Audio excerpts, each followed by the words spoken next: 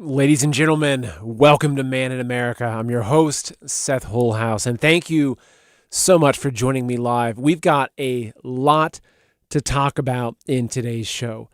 We've got a lot of new information coming out about the gangs, the illegal alien gangs, specifically coming from Venezuela, and the havoc that they're wreaking across the nation. There's a huge update on what's happening in New York City, which we're going to be getting into. That's the real meat of today's show, is looking at what's happening in New York City, because there's a lot of very suspicious stuff going on, and there's a leaked document that literally just came out from O'Keefe, James O'Keefe, a couple of hours ago, that really helps understand what's happening in New York City. And unfortunately, it's not good news. We'll be diving into that. And at the end of the show, I've got a really special treat for you at the very end of the show. It's about a 13-minute long video that I'm extremely excited to show you. So before we jump into the show, though, a couple quick messages for you. First off, if you're watching on Rumble, thank you for supporting free speech. Make sure you hit that green follow button below. If you're watching on YouTube, come over to Rumble next time. Also, folks, serious question for you. Are your savings safe? So with every passing day, the value of the dollar erodes. It's weakened by overprinting and rampant inflation. And now, as the BRICS nations accelerate their de-dollarization plan to collapse the dollar, the risk only grows. Imagine waking up one morning to find your hard-earned savings worth only a fraction of what they were. It's happening faster than you think. But you have a choice. A simple shift, one decision, can protect your wealth from the collapse. Moving even a small portion of your savings into gold and silver could be the key to securing your financial future. Gold and silver have stood the test of time. They're not just metals. They're safe havens, impervious to the whims of inflation and of economic turmoil. So while the dollar loses value, gold and silver are standing strong. The time to act is now, folks. Before the dollar weakens further, safeguard your savings with noble gold. Imagine the peace of mind knowing that your wealth is protected, that you're going to have assets that you can pass on to your children that the government can't take away from you. It's simple, it's safe, and it's something you can do today. So move your savings from vulnerable IRAs and 401ks into the enduring strength of gold and silver, because when the dollar fails, you're going to be glad that you did. And there's no better company to work with than Noble Gold. So protect your future, folks. Act now. Call 626-654-1906 or visit goldwithseth.com to get your free gold and silver investment guide. Again, that's 626-654-1906 or visit goldwithseth.com to get your free gold and silver guide, investment guide.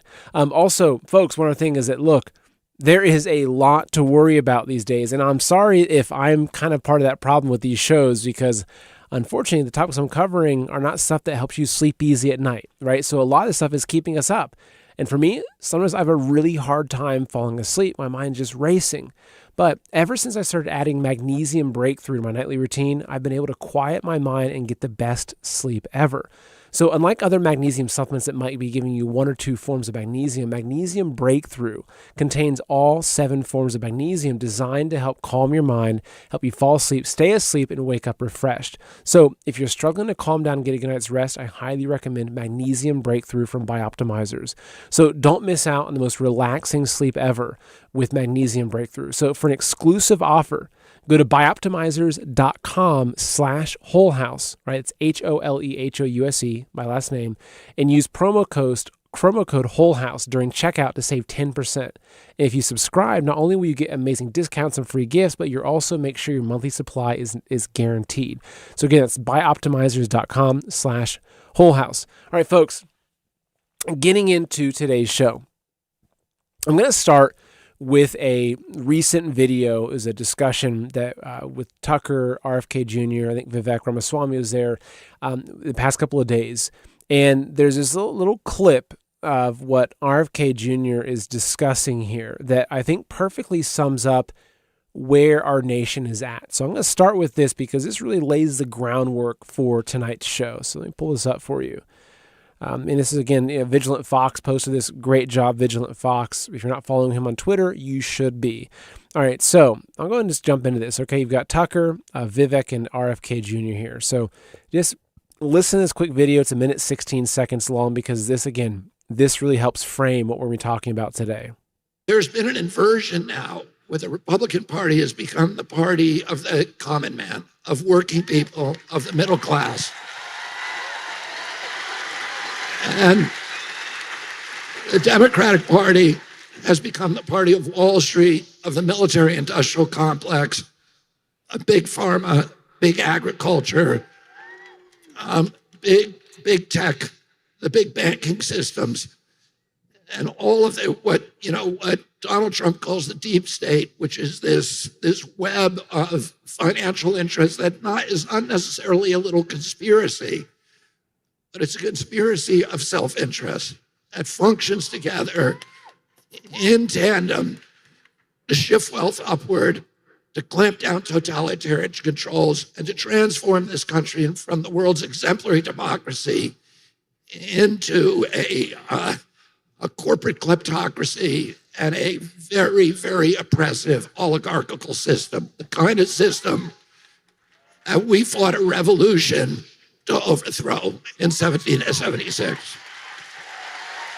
Wow. Bless you for saying that. So it's the kind of system that we fought a revolution to overthrow in 1776. And this is where we're at. This is where we're at, folks.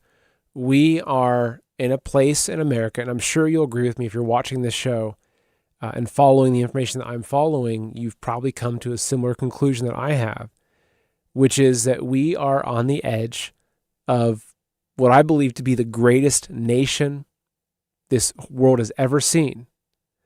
We are on the edge of losing it to a totalitarian system.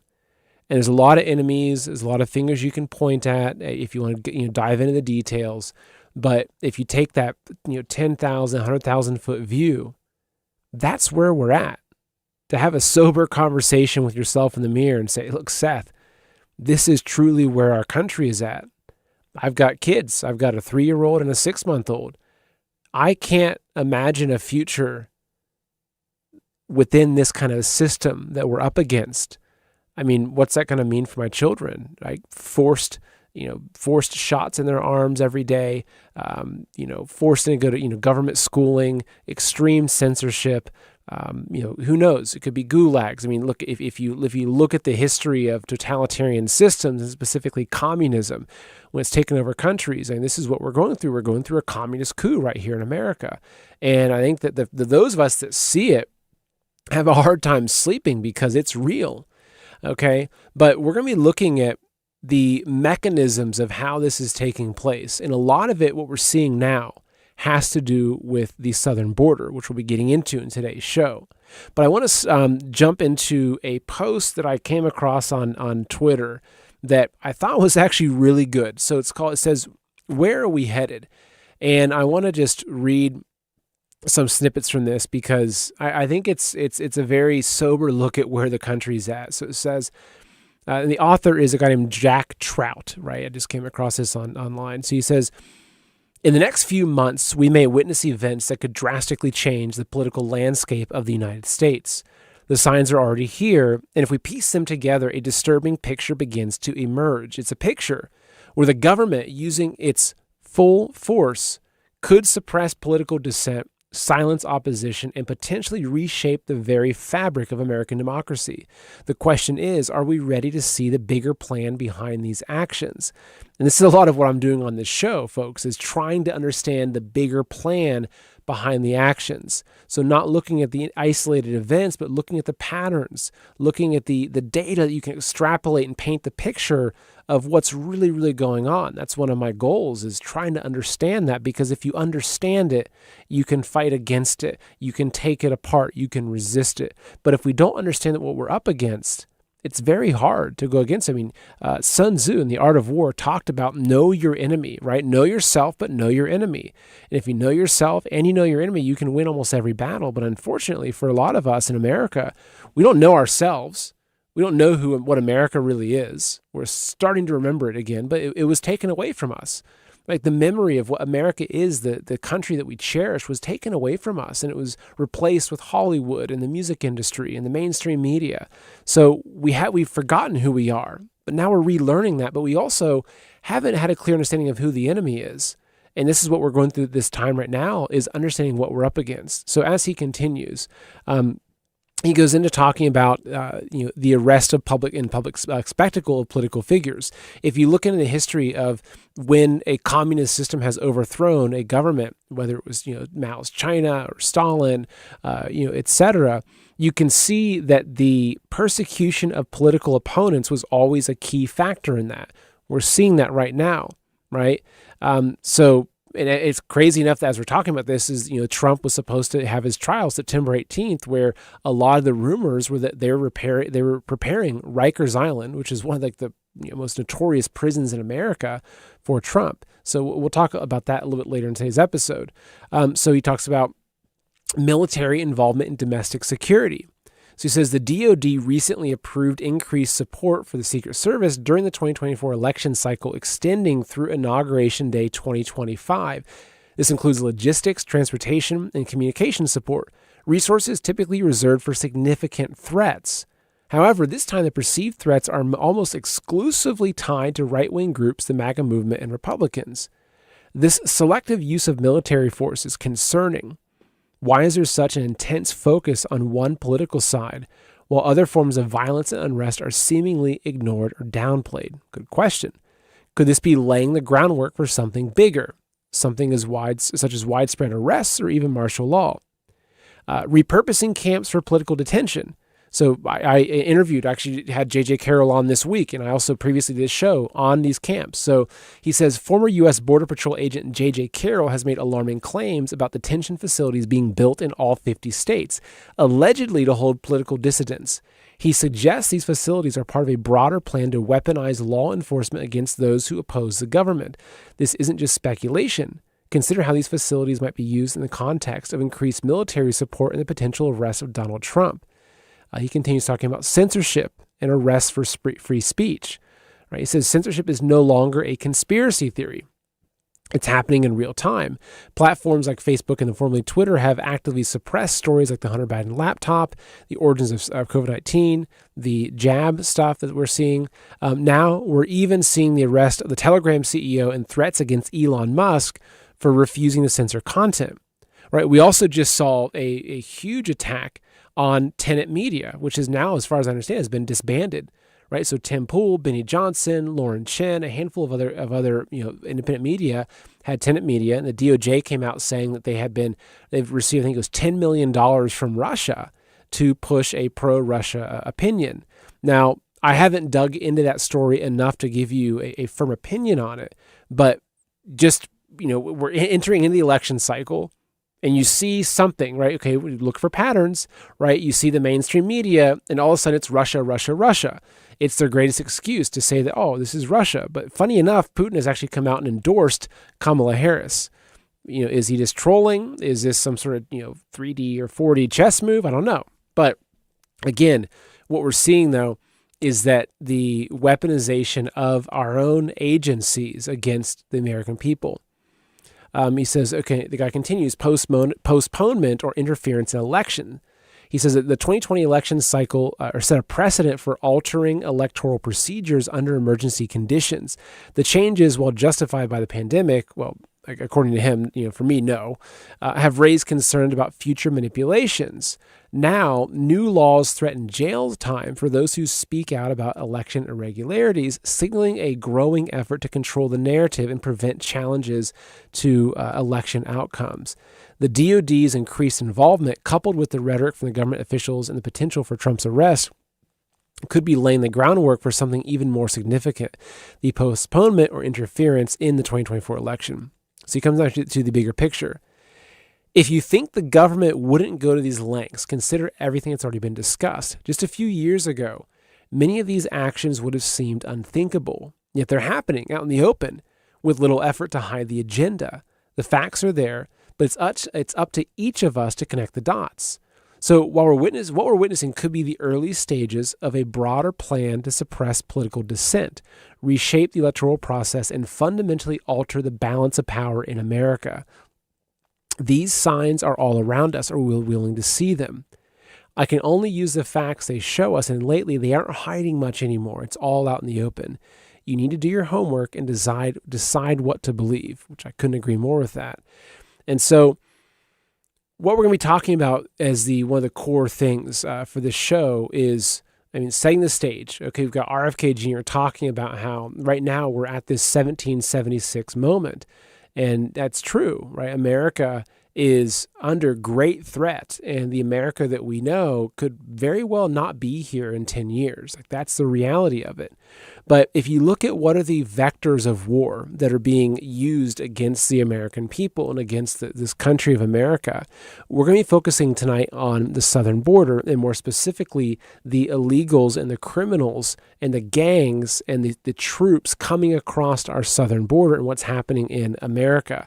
So I'm going to start with a short video here as we step into this subject. So in my recent interview, and actually I think I did two shows this week about Aurora, Colorado and the Venezuelan gangs. And we talked about how the government, so the Venezuelan government, had been basically emptying their prisons, and they're coming to the United States. So here's a quick video. It's about 1:26, talking specifically about what's happening with these prisons. So if you look around and you see these stories of, a young girl raped and killed under a bridge by an illegal, or a jewelry store robbed by a bunch of illegals, you might ask yourself, okay, what's wrong with these illegals? Why is this happening? Well, when you realize that the Venezuelan government is emptying its prisons and sending people to America, it makes sense. Right? It's like, I used to have chickens. I'll be, building a chicken coop probably next spring. But if I take a fox and I put it into my chicken coop and I come out the next morning and all my chickens are dead, it makes sense. It's like, oh yeah, I put a fox in the chicken coop. Of course, the fox is going to slaughter all the innocent chickens. What happens when you empty prisons full of some of the world's most notorious criminals and you shove all those people from those prisons into America? Right? Where most Americans are like these chickens. They're just walking around and just focused on getting their next meal and, oblivious to the fact that there's a fox or there's an ex-gang member that's sitting there lurking and watching them. All right, so I'm going to play this video again. It's 1:26 because this is pretty mind-blowing. Venezuela, by the way, has the lowest murder rate ever right now. What does that tell you? Yeah, all the murderers are gone. We're here. Yeah. So is it true that they're emptying prisons? I mean, is this Cuba all over again? This is not a hearsay. There was a memo by DHS last year admitting that, in fact, they knew that Venezuela's government was emptying their prison and rehabilitation centers or drug centers, releasing them on purpose because they knew with instructions to make, if you were going to get out, you're going to make your way to the U.S. That is not, we're not making that up. That's true. It was reported on, and DHS admitted that was happening. And in fact, it has. El Tren de Aragua is heavily present in our country now. Okay, so you're telling me that DHS has acknowledged that Venezuela, for example, is emptying their prisons and their rehabilitation centers with the understanding you get out if you leave here and go to the United States? Yes. And DHS has in writing said, we know that's happening. We know they're coming here. We're processing them in and have no idea where they are. Correct. How many people are we talking about? Millions. In just Venezuela alone. We're talking about in the last 2 or 3 years, we've had estimated how many people have come across the border. My estimation, the official number, I think, is about 10 million. Yeah, it's about 10, 11 million. Yeah, that's the official. But my personal opinion, I think we're about 15 to 18 million. So there you go. I mean, this isn't some conspiracy. It was, DHS admitted that they know that the Venezuelan government is doing this, emptying out prisons and insane asylums and sending them to America, right? Actually, emptying out the prisons on condition that they're going to America. So going to these criminals, let's say, some gangbanger that was, part of the Venezuelan gang, and maybe he was in there for, triple homicide or whatever it was. Imagine him in his, say his officer, whatever, the guard coming in and saying, hey, look, we're going to let you out of this prison. Even though you're serving 3 life sentences, we're going to let you out of the prison on the condition that you go to America. But here's the deal. Here's the kicker. When you go to America, they're going to give you a credit card. They're going to give you a cell phone. They're going to give you free housing. They're going to give you food, free food. They're going to bus you to the city that you want to go to. I mean, who wouldn't go? Right? Especially if you're a criminal and you're thinking, gosh, I can go up there and I can just rob people. And if I want to, have a woman, I can just take a woman off the street and do as I please with her. I mean, this is what's coming into the country. Not everyone, right? Not every person coming across the border illegally is a criminal. There's a lot of people that are being trafficked, a lot of children, etc. But we know that there are a lot of criminals. There are a lot of Chinese troops. There's a lot of military-aged men coming from the Middle East. There's terrorists coming across. It's just the reality. And I think that honestly, as we continue looking at in today's show, that the opening of the border, what's happening with the border, and this isn't even getting into the election stuff and talking about the politicians that want to grant citizenship to all these illegals and get them voting, that's a whole other thing to sway elections. But just bringing in these groups and allowing them to wreak havoc on America, unfortunately, I think that we're just at the beginning of this. And so we've all seen what's happening in Aurora, Colorado, right? It's a suburb of Denver. But with a problem, though, and here I've got another article to pull up for you.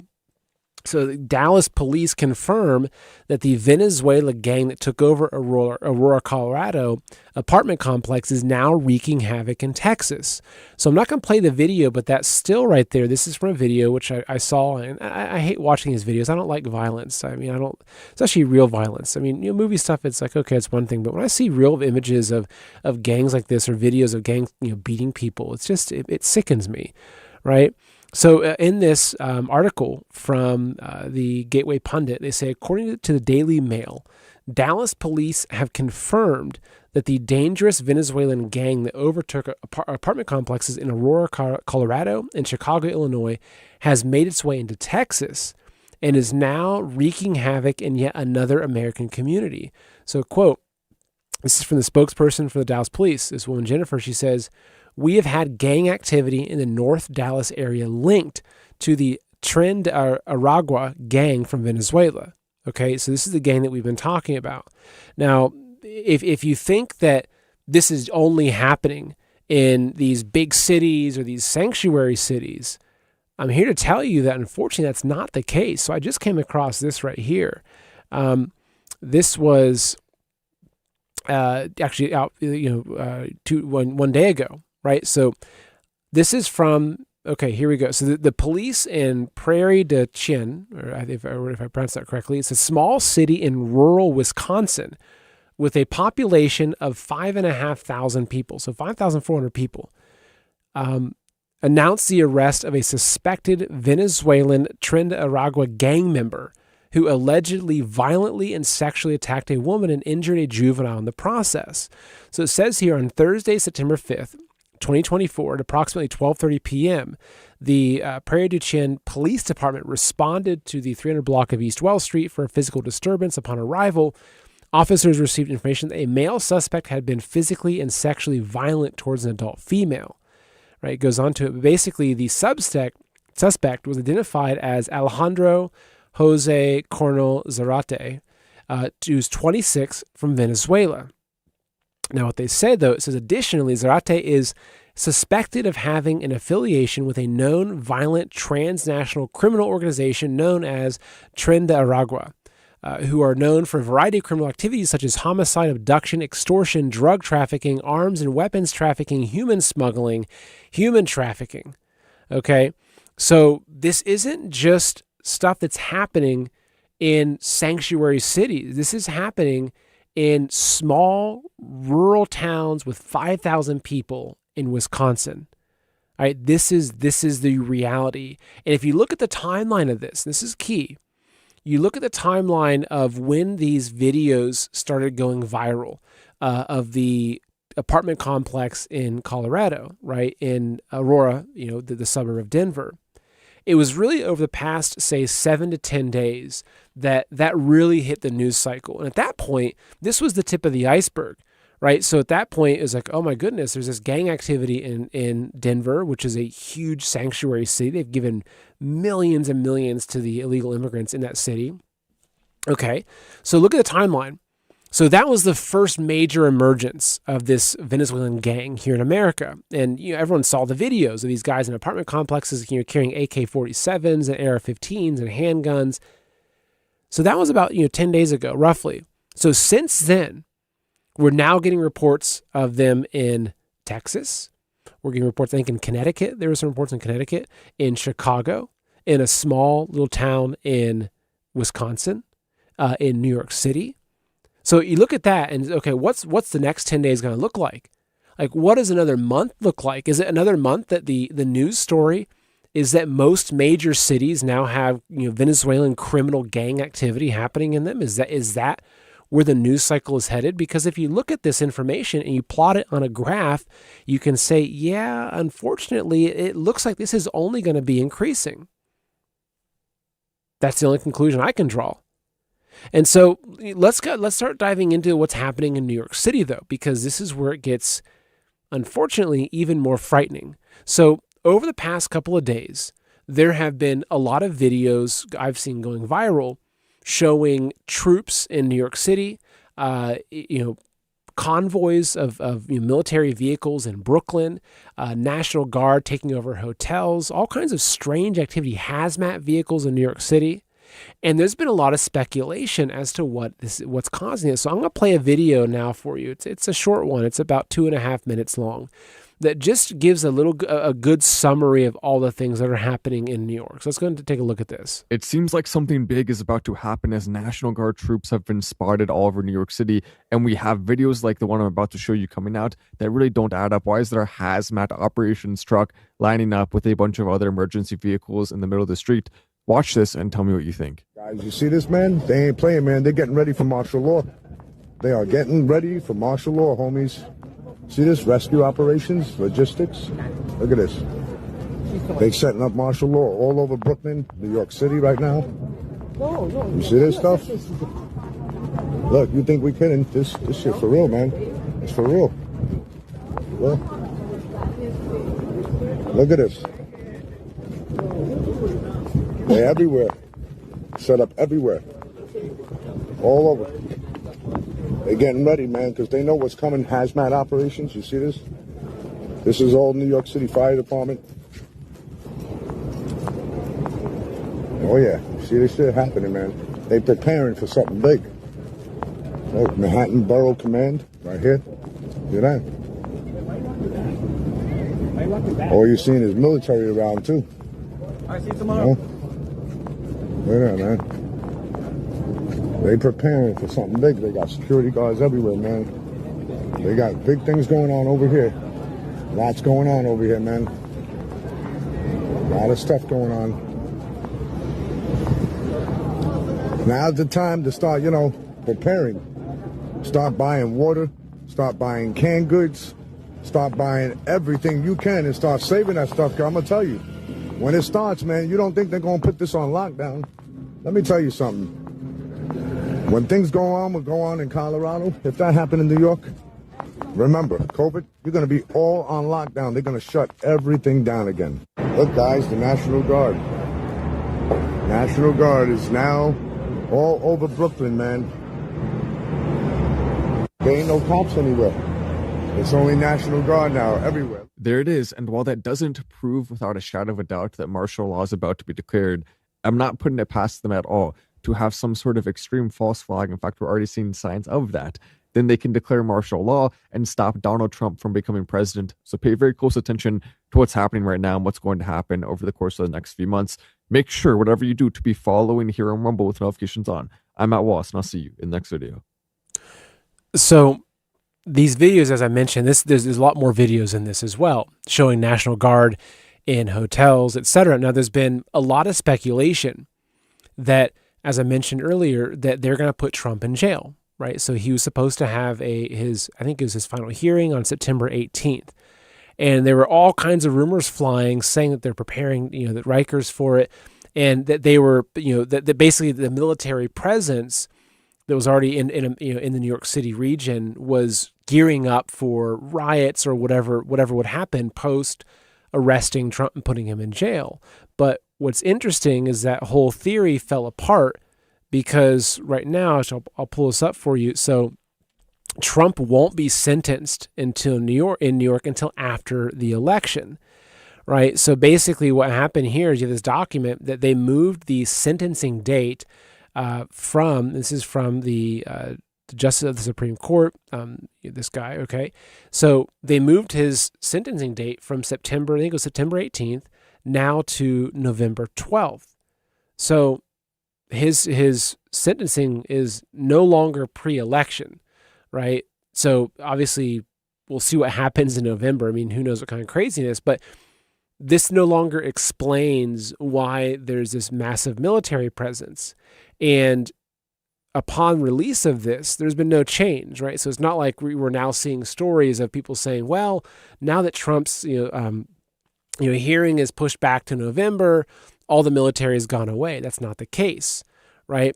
So let's figure out what's actually happening. So to figure out what's actually happening, let's go to our good friend James O'Keefe, because James O'Keefe has gotten leaked military documents that show what's really going on. So I'm going to play a video from him. It's about 3 minutes long, and then I'm going to be looking with you at the actual documents. So check this out, okay? So kudos to O'Keefe for getting this information. Really, really critical stuff.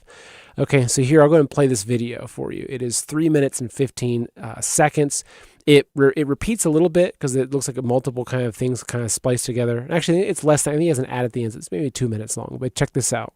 Leaked U.S. Army CUI documents reveal warning of criminal Venezuelan organization Tren de Aragua expanding threat across New York City. The document states that Tren de Aragua has established a presence in Brooklyn, Bronx, and Williamsburg, New York. Approximately 400 TDA members live in those cities. Tren de Aragua, known as TDA, criminal organization members in Denver have been given a green light to fire on or attack law enforcement in Denver, Colorado. HSI New York reportedly received a similar report. O'Keefe Media has obtained controlled unclassified information known as CUI, distributed by the U.S. Army of the North Division, about Tren de Aragua, one of the largest criminal organizations in Venezuela, with an estimated 5,000 members. Now, this group has expanded across states of New York and Colorado, involved in human trafficking, drug and weapons smuggling. The distribution of the CUI document comes after videos showing National Guardsmen in subway stations and establishing a presence throughout New York City. National Guard is now all over Brooklyn, man. Why is the Army at this hotel? We're here at the request of the state of New York. It has been confirmed through the documents provided to us that Tren de Aragua, the criminal organization, has active members in Denver and have been given a green light to fire on or attack law enforcement in Denver, Colorado. HSI New York has received similar reports. The Denver news comes on the heels of videos of Venezuelan gang members rushing into apartment complexes in Aurora. So that's really key. So we're gonna look at these documents together now. But the fact that, okay, and I'll scroll down to the document to highlight what we're saying here. So kind of zoom out a little bit to find this exact one. Saying that, okay, right here, that the Homeland Security Investigations, HSI, recognized that the Tren de Aragua TDA criminal organization members in Denver have been given a green light to fire on or attack law enforcement in Denver, Colorado. HSI New York reportedly received a similar report. So it continues, while the U.S. military operates globally in a high-threat environment, the increased targeting of military installations and personnel in the homeland represents a unique challenge. So this isn't just a gang taking up, kind of claiming an apartment complex and, running its, selling some weed, or actually weed's legal in Colorado, so whatever it is they're selling. This is much more serious. So they've now discovered that these gang members have been given the green light to shoot police officers, right? And they're saying that the law enforcement, right, so military as well, right, they're enforcing law in the eyes of a gang member. But they're also saying that the same thing has been happening, a similar threat is in New York. So what they're saying in this, and again, this is an eternal document that was leaked. What they're saying is that these gang members are, as I read it and my interpretation of it, that they're getting ready to launch a much more serious attack, right? Where we might see them, in firefights with police, with military in Chicago. Unfortunately, it looks like things are going to get really, really hairy. If you look here, here's a map, right? They've got this specific map here showing the locations that they're doing armed robbery, drug dealing, human trafficking, etc. All right, so let's take another look at some other parts of this document. So basically, here's it's showing the different tattoos they have. So the overall synopsis it says is that as of July 28, 2024, an identified transnational criminal organization, Tren de Aragua, stated that law enforcement officers are greenlit for attacks by members of the organization. Okay, so this is, folks, this is really, really serious.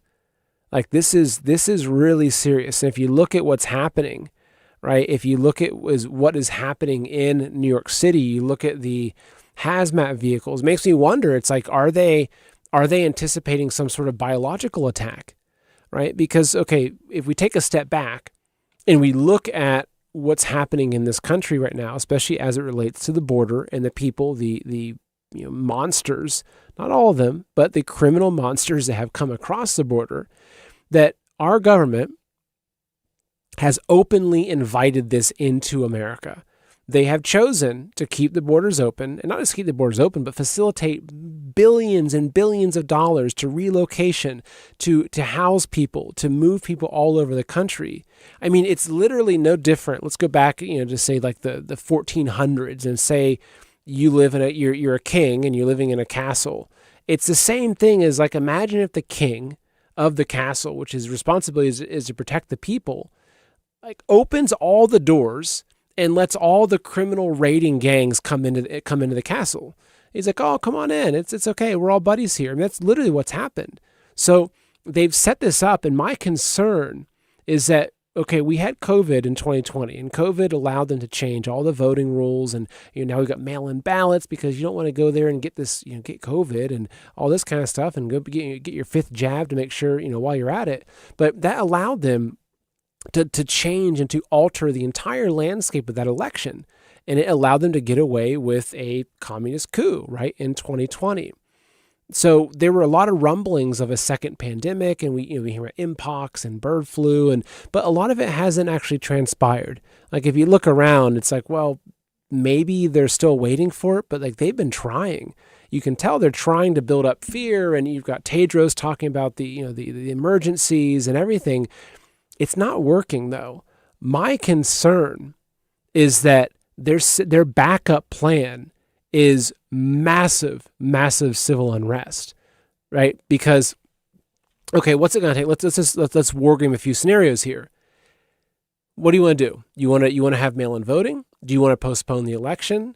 Okay, well, if you're the one if you let these criminal gangs into America, and you're paying them, and you want them to start attacking polling stations, why not? If you want them to, blow up a polling station or do drive-by shootings of the lines, that could absolutely happen. That would change the entire dynamic of our election. Is if all of a sudden there's all these terror cells that are attacking election centers or attacking election infrastructure, not to mention attacking the grid, grocery stores, any number of things. So to me, what I think we're seeing play out here is this I think is the game plan for the 2024 election. It's utilizing these gangs, and we haven't even seen the Chinese troops activated, and that's what worries me most. Of course, I'm concerned about these gangs, but a small team of Chinese special forces, 6 people, a 6-person special forces team, can probably do more damage than 500 gang members because they're special forces. And we've seen thousands and thousands and thousands of military-aged Chinese men coming across the southern border.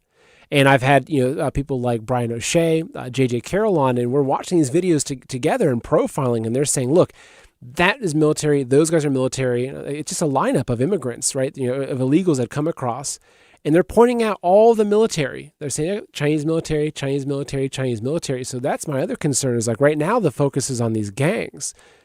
But if the Chinese troops are activated, if the CCP, which was heavily involved in 2020, right? If the CCP, flicks the button, they give the call, and the troops are activated.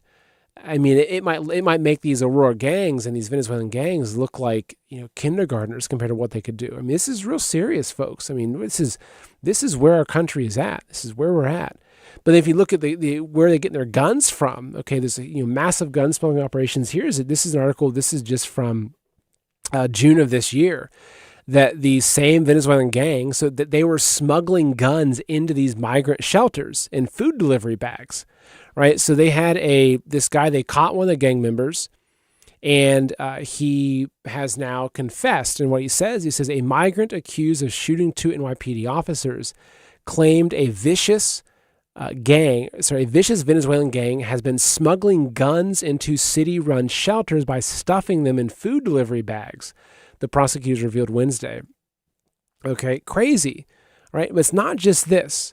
Okay, here's another video that I'm going to play for you. Now, this video is a woman that's recollecting a call-in that happened on a radio station. I believe the call-in was in around 2022, talking about something to do with a hotel that basically got this big contract to house migrants or house illegals. So I'm going to play this for you. It's about 51 seconds. So listen to this, because this is concerning.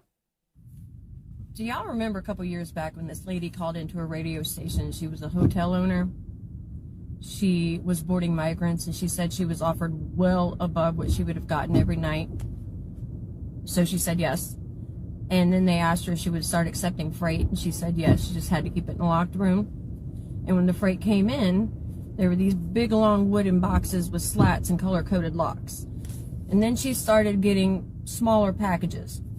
Those were addressed to specific migrants, and they had color-coded keys. She said that at some point she did get an opportunity to look in those boxes, and they are exactly what you think they are. Take from that what you will, but I think we should all go back and take a listen. So what she's talking about here is there's this lady who called in who owned a hotel, and she said basically, look, I'm getting all these migrants, these illegals coming in, and I'm being offered rates way higher than my normal rates to house these illegals.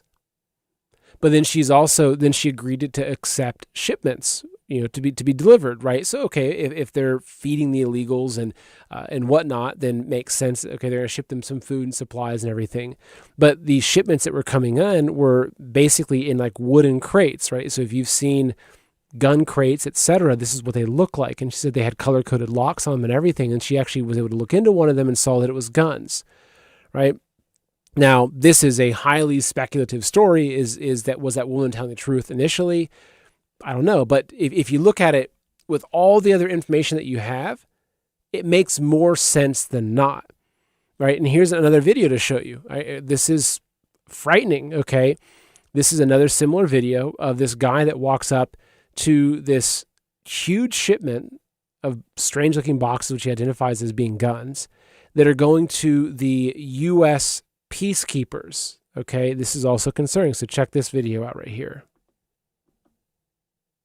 I don't know what they're getting delivered here. It says U.S. peacekeeper on it. I don't know what that means exactly. Does it say Beretta on it? You got a bunch of Berettas? Those are definitely guns. Look at that. It says Beretta something here. You got those are guns right there, homie. Those are guns. You guys got to carry this stuff yourself? You guys don't have anybody who can help you do this? I don't know.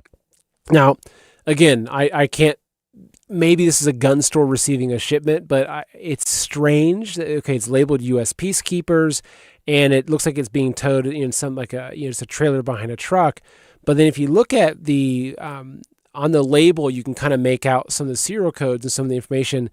So it looks like what's being delivered is these guns, a whole truckload or a whole trailer of these Beretta tactical semi-automatic shotguns, 12-gauge shotguns. I mean, kind of one of my dream shotguns, right? I like guns, and this would be a great one to have as a home defense gun. But what these are, okay, this is a 12-gauge semi-auto tactical shotgun. These aren't for hunting, folks. These are home defense, or these are for close quarters fighting, right? This is the kind of gun that you'll have SWAT teams carry these guns. You'll have Police officers carry these guns. You'll have people that are, special forces, people that are clearing rooms. Like, these are the kind of guns you use for that kind of stuff. So again, a whole, shipment of these tactical shotguns going to a company, labeled as U.S. peacekeepers, it's pretty suspicious. I mean, it's pretty suspicious. So, and one last thing to cover before we get into our special surprise at the end here is that if you then put this together with Mayor Adams, right? So I'm not sure if you saw this, but the mayor of New York, right, Mayor Adams, the FBI recently raided some of his key staff members. They also raided I think they took the cell phones of the NYPD commissioner. And a few other people, right? So here in this post, it says the FBI has raided several top officials in Mayor Eric Adams' administration, sparking speculation about the timing. These raids follow Adams' vocal criticism of the federal government's handling of the New York City migrant crisis, which costs the city around $6 billion annually. And Adams, initially a supporter of Washington's policies, grew increasingly critical as the migrant influx strained city resources. About 6 or 7 months ago, he began calling for federal help and publicly challenging the federal response. Shortly after, allegations emerged against him and his staff, leading to the FBI's involvement. City officials from both parties have told me they believe Adams is being targeted for his outspoken stance on the migrant crisis. They argue that if Adams is found guilty, it might imply that all politicians could be guilty of similar issues.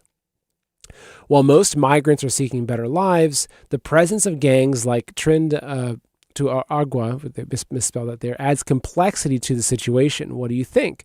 Are these raids a response to Adams' criticism, or is there more to the story?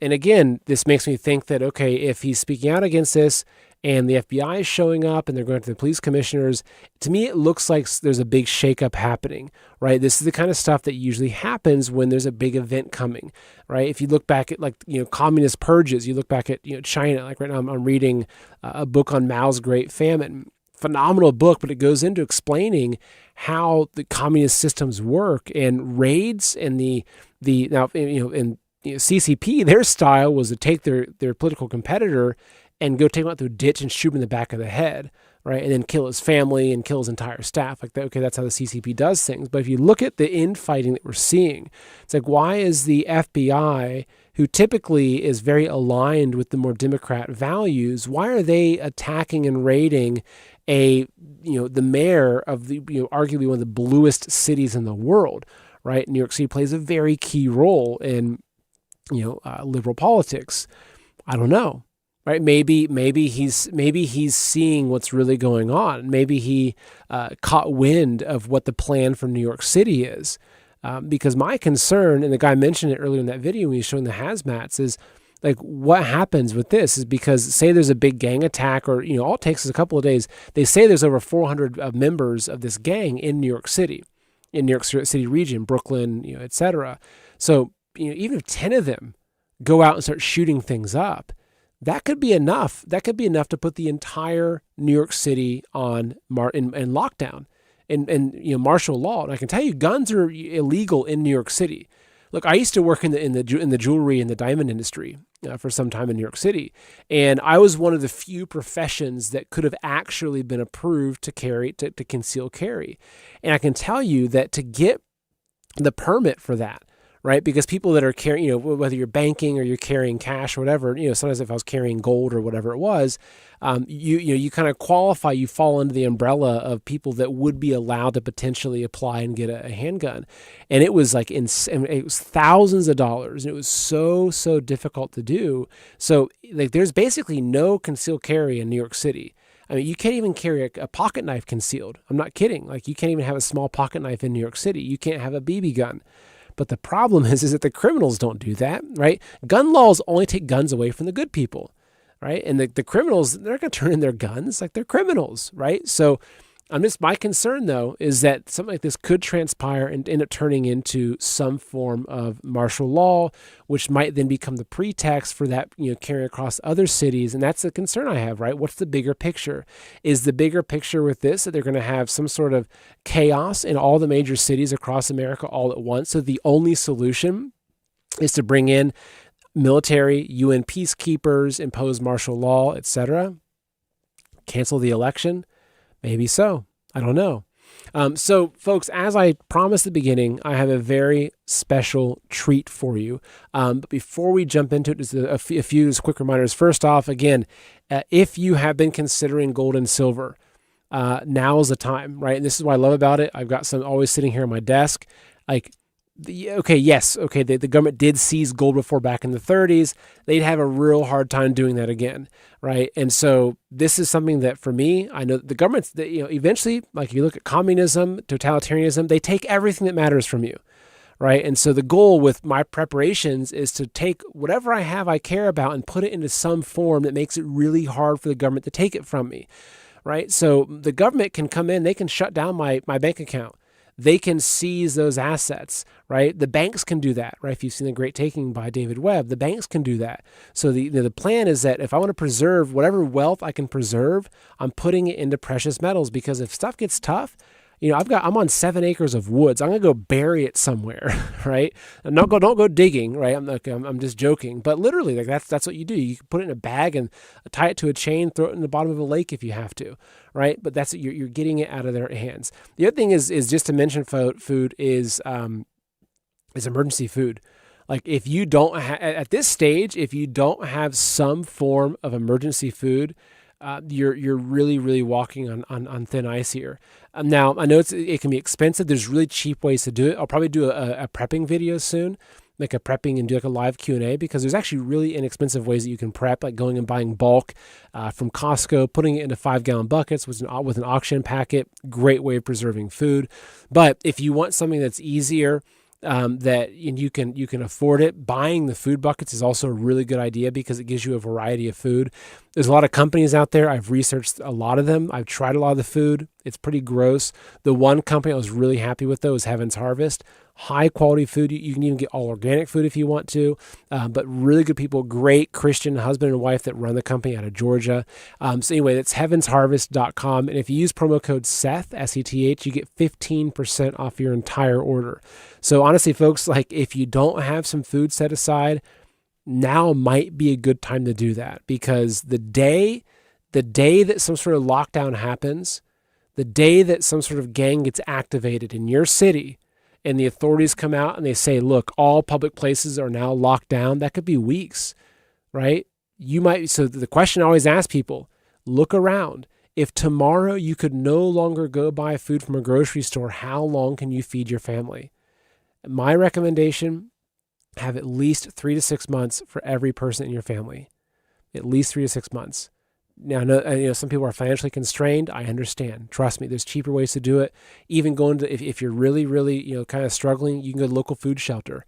Go there, every couple of days, get some more canned food, set it aside. There's ways of doing it, right? But whether it's through Heaven's Harvest or any other company, we have to be prepared. But again, so that's heavensharvest.com, promo code Seth. All right, folks, now I have something very, very special for you. This is a video that I found. It's an animation, and it's about 13 minutes long. Let me pull it up here because I want to give it the due credit. It is I'll just pull this up for reference. I'm going to do it full screen for you. So it's a YouTube channel called In Shadow. So the team that did this, the guy that did it, is written, directed by Lubomir Arzov. Anyway, I'm going to play the video for you. It's 13 minutes. And if you're not crying by the end of it, well, there's probably a good chance that you will be. I was. It is probably one of the best representations of the battle that we're going through right now, this battle of good and evil. And it's a video that gives me a lot of hope. It's very soul stirring. It's not evil. Like there's some darkness to it. It exposes the darkness. But it's extremely soul stirring. And so I recommend you stick around for it. I'll be back after the video, but I'm going to play it for you. So again, this is it's about 13 minutes, and it's called Kingdom. It's an animated short film called Kingdom. So check this out, folks.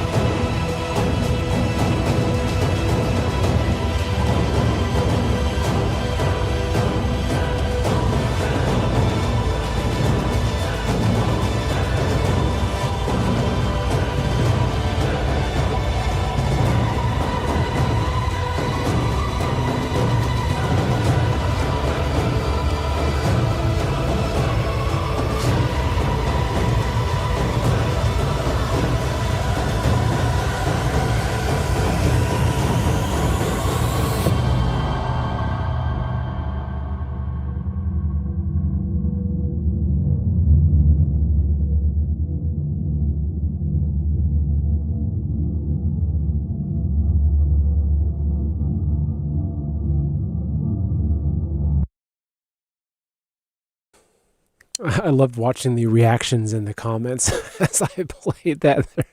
Most people were like, oh, this is pretty amazing. But some were like, okay, this is too much before bedtime. But yeah, that, for whatever reason, when I saw that short film, it really struck a chord with me because it shows in a lot of ways the real battle that's going on. It's a battle for people's souls. And there's a darkness that has consumed this world. It's consumed a lot of people in this world, and it's covered us up. And we've further been covered up with blindfolds over our eyes and masks over our mouths, and unable to see the truth. But what you can see, though, with this is that the power that the evil has is through concealing the truth. That truth is a sword. And when we're able to take off our mask and take off the blindfold and see the truth and let it in and realize that the truth is actually goodness. It's God, right? It's that this is his world, his design. We are his children. And you look at that and you look at how that truth then spreads. And when you're fearless, you can overcome that. But what was interesting, though, is that guy, as he started awakening, he had to go fight the demons within himself. He had to go fight the evil within himself first. And that's what this is. We have to fight the evil within ourselves as much as we're fighting the evil outside. But what I found really moving in that, though, is how all those evil puppets, right? We call them the elites or whatever you want to call them, the cabal, how even them, after the world became full of light, it infected them, and they saw what they had done, right? They saw what they had done, and it brought them to tears. And now whether that kept them from going to hell, who knows, right? But I just thought it was very powerful, and I thought it was very inspiring and a good reminder to all of us that this battle that we're facing is a spiritual battle. It is good versus evil, and the evil is outside of us and the evil is inside of us. And I think that, for me personally, it's a constant journey of vanquishing and eliminating the evil outside and within. So thank you for sitting through that. I'd love to, I look forward to seeing the comments in the comment section after this and seeing what you thought of it. And hopefully it was positive for you. I know I warned you, it was a little bit dark, right? But the thing is that they're representing the evil we're up against, right? The evil that we're up against is way darker than that stuff. I mean, the evil we're up against is satanic. It's Luciferian. It's true evil. It's Baal. It's Moloch. It's Baphomet. It's Satan. This is what we're up against. So anyway, folks, we'll conclude on that. I hope that you enjoyed today's show. I did see a comment of someone mentioning something about, Seth is pushing fear porn. And I really try to find the positive things to focus on. I do a lot of shows like that, but I also feel like it's my responsibility to look at the potential evil that's around the corner. They say, look, hope for the best, prepare for the worst. And I also think that it's part of my duty to explain these things, right? Because, a lot of the mainstream media is not talking about the content that I'm putting up here for you. And while I encourage everyone to have faith and to not have fear, we also have to be aware of the threat that we're up against, right? Know yourself, know your enemy. And if you don't want to watch things that make you scared, well, you're kind of in the wrong time in history, because there's a lot of evil lurking around every corner. And my perspective is I want to see that evil. I want to understand that evil, because then I know how to beat it.